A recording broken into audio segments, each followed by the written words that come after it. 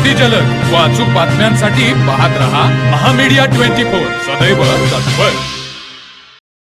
साजणी तालुका हातकणंगले येथील जंबुकुमार बापूस चौगले यांनी आपल्या 43 गुंठे इतक्या क्षेत्रात तब्बल 120 टन इतके विक्रमी ऊस उत्पादन घेत शेती परवडते हे सिद्ध केले आहे।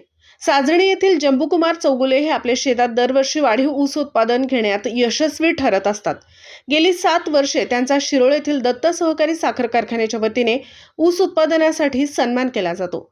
2006-07 साली त्यांना कारखान्याच्या वतीने पहिल्या क्रमांकाचे पहिल्यांदा पारितोषिक मिळाले। दरम्यान या उत्पादनासाठी त्यांनी ठिबक सिंचनाने पाणी दिले असून सेंद्रिय व रासायनिक दोन्ही प्रकारांची खते वापरून त्यांनी हे उत्पादन घेतले आहे।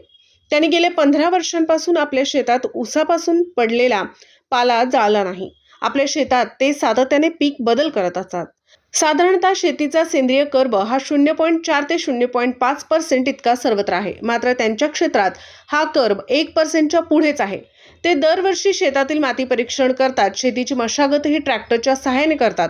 दरम्यान आपल्या शेतात त्यांनी सुपर केन नर्सरी ची म्हणजेच स्वतःच्या शेतात स्वतः ऊस रोपे तयार करून त्यांनी लागवड केली होती। दरम्यान या उत्पन्नासाठी त्यांनी साधारण 60,000 रुपयांची खते वापरली होती।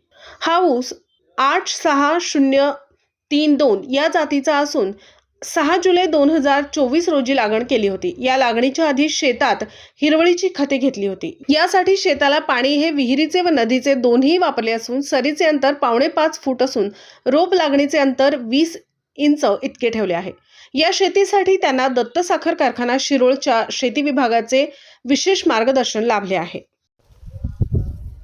आज आपण पोहोचलो आहोत साजणी गावचे माजी सरपंच आणि प्रगतशील शेतकरी जंबुकुमार चौगले यांच्या शेतामध्ये। सातत्याने गेली 6 ते 7 वर्ष ते दत्त सहकारी साखर कारखाना शिरोळ यांच्या मार्गदर्शनाखाली 5 ते 6 वर्ष ते पहिल्या 3 क्रमांकामध्ये ऊस उत्पादनामध्ये आहे। यावर्षी त्याने आपल्या साजणी येथील शेतामध्ये 43 गुंठे इतक्या क्षेत्रामध्ये तब्बल 120 टन इतकं 86-032 या जातीच्या ऊसाचं उत्पादन घेतलेलं आहे। नेमकं हे उत्पादन घेण्यासाठी त्यांना कोणकोणते कष्ट सहन करावे लागले आणि त्यांनी यासाठी कोणत्या माध्यमातून खताची मात्रा असू दे किंवा पाण्याची पात्र असू दे, हे काय नेमकं केलं हे आपण जाणून घेणार आहोत। चौगले साहेब, आपण आपल्या साजणी येथील 43 गुंठे इतक्या क्षेत्रामध्ये 120 टन इतकं 86-032 या जातीच्या ऊसाचं उत्पादन घेतलेलं आहे। हे खरोखरच कौतुकास्पद आहे। त्याच्यामागे तुमचं कष्ट खूप असणार आहे। यासाठी आपण काय काय नेमकं केलं, यासाठी कोणत्या प्रकारे आणि कोणती खतं आपण वापरणार? नमस्कार। आज आपलं G20 महामीडिया 24 आपलं वृत्तवाहिनी आज आमच्या शेतामध्ये तुमचं स्वागत आहे। शेती ही पारंपरिक न करता प्रायोगिक तत्वावर गेली 10-15 वर्षे मी करत आहे। सातत्यानं नवनवीन बदल, निसर्गाचा समतोल नसतानासुद्धा संघर्ष करत शेती करत आज गेली 6-7 वर्षे एकरी 100+ ते 120 टनापर्यंत पोचलो आहे।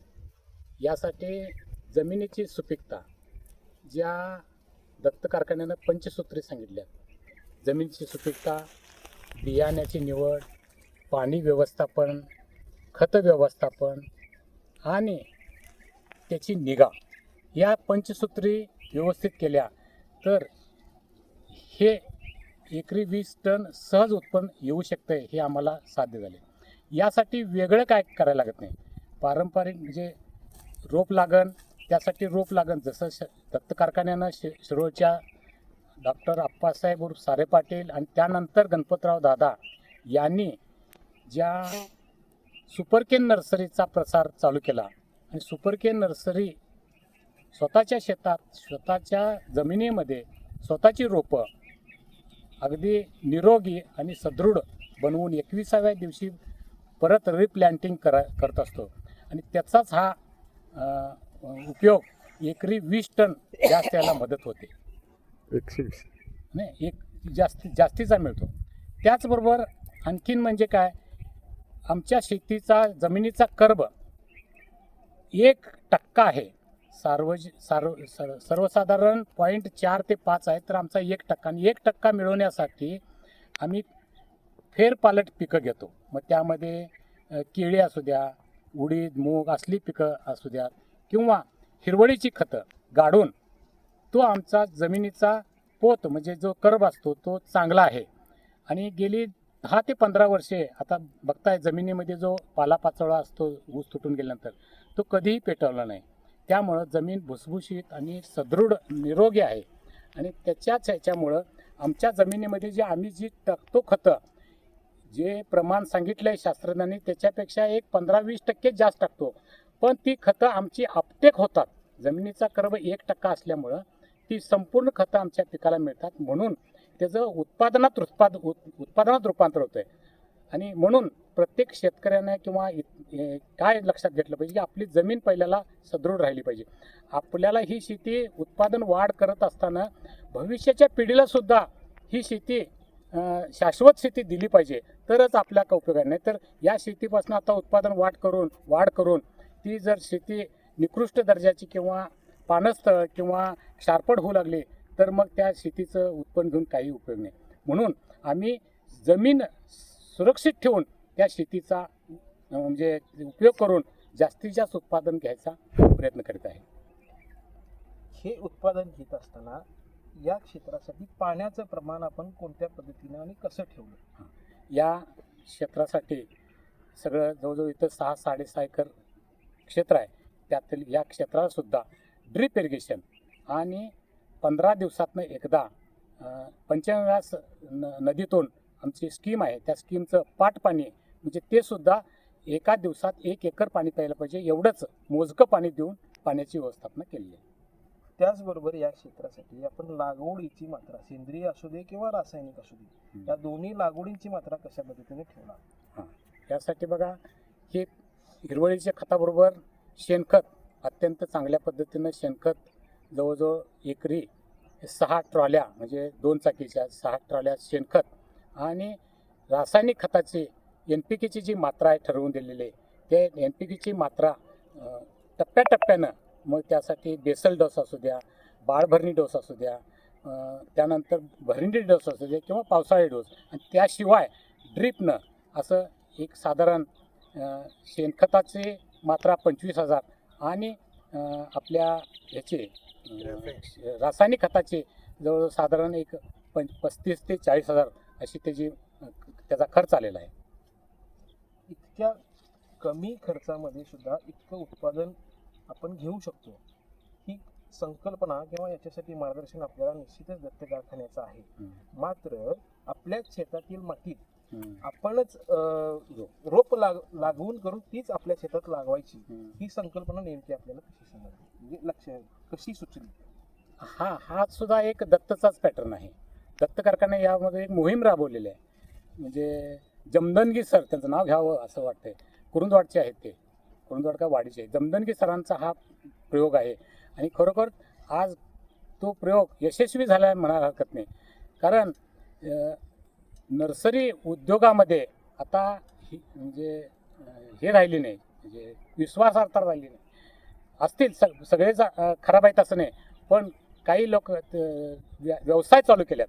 त्यामुळं स्वतःचं मी आता हे रोपचं हे जे ऊस आणला तो आष्ट्याहून कबाडे किंवा आवटी जे प्रसिद्ध रोपवाटिका आहेत किंवा नावाजलेले आहेत त्यांच्यातून मी हे ऊस आणून आष्ट्याहून रोप आणून मी रोपवाटिका तयार केली. आणि त्याचं ते रोप जे मातीमध्ये कोकोपीट शिवाय मातीमध्ये तयार झाल्यामुळं त्याची म्हणजे हे जास्त आहे, गुणवत्ता जास्त, त्याची सदृढता त्या रोपामध्ये आहे. जवळजवळ 21व्या दिवशी 1 ते 1.5 फूट रोप उंच येते आणि त्याची जाडीसुद्धा समाधानकारक, त्याचं देठसुद्धा येते.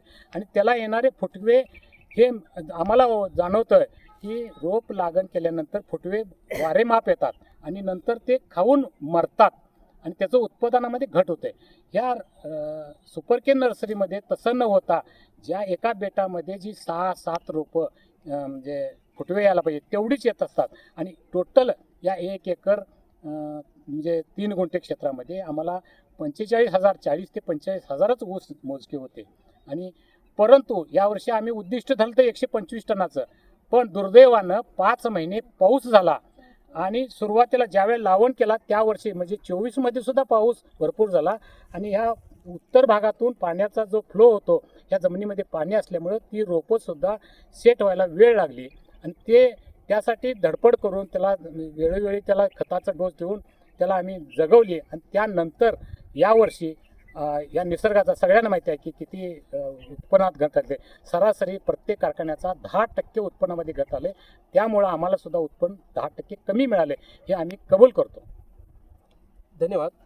आपण शेतकरी मित्रांनो बघितलात की परिसरातील पहिलेच शेतकरी असे असतील की हे 43 गुंठ्यामध्ये 120 टन इतकं ऊसाचं उत्पन्न घेणारे चौगले साहेब आज आपल्या महामीडिया 24मध्ये उपलब्ध झालेले आहेत. निश्चितच कष्ट केल्यानंतर त्याला फळ हे येतंच असं म्हणतात. त्या पद्धतीनं कष्टाचं फळ निश्चित त्यांच्या पदरात पडलेलं आहे. आपण साजनी तालुका हातकणंगले जिल्हा कोल्हापूर येथे निश्चितच त्यांच्या शेतात ही पिकाची पाहणी करण्यासाठी किंबहुना त्यांच्याकडून मार्गदर्शन घेण्यासाठी आपण येऊ शकतात. महामीडिया 24साठी सुधीर चौगले यांच्यासह मी रोहन देसाई, साजनी. धन्यवाद. तर मग चला सबस्क्राईब करायला विसरू नका महामेडिया 24 न्यूज चॅनलला. महामेडिया 24 सदैव तत्पर.